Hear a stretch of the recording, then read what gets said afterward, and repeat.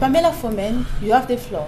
Alors, ouvrons cette revue des réseaux sociaux à Bafia, dans le Mbamé Unubu, où la rentrée scolaire semble être difficile pour ses futurs apprenants. Les salles des classes du lycée bilingue de Bafia sont sans toiture depuis 5 mois. Aujourd'hui, il y a 2 semaines de la rentrée scolaire. Les parents s'inquiètent sur la situation de leur progéniture. Les hautes herbes et les animaux dictent leur loi dans ce lycée qui ne fait pas fier à lui.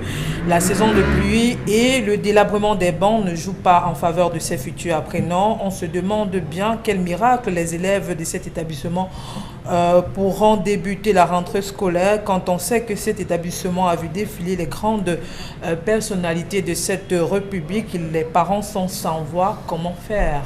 C'est une interrogation.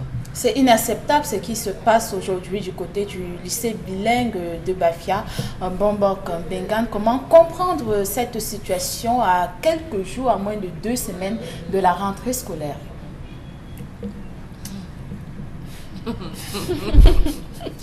Non, j'étais en train de penser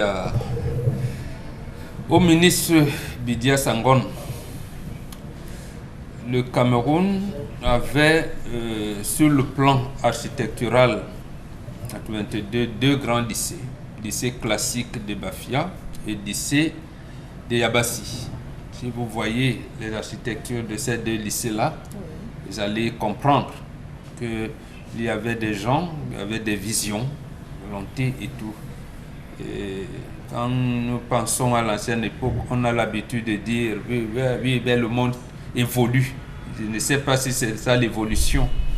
Que en 1975, vous avez un lycée classique à Bafia qui recevait tous les enfants qui avaient eu leur BPC dans tous les CS et CEG du département de Mbam, du Grand Mbam. Il n'y avait pas Mbam et Kim qui venaient à Bafia.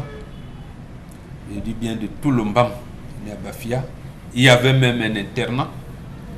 Et que vous me parliez d'évolution au moment où, à la veille de la rentrée scolaire, on ne sait même pas si on va affecter les responsables de ces lycées-là, et il n'y a pas de salle de classe. C'est terrible, vraiment. C'est terrible. Je n'ai pas, oui, me manque de mots. Je sais qu'on a assassiné l'école primaire, l'enseignement supérieur, mais il nous restait quand même l'enseignement secondaire. Et on est en train d'assassiner l'enseignement secondaire partout.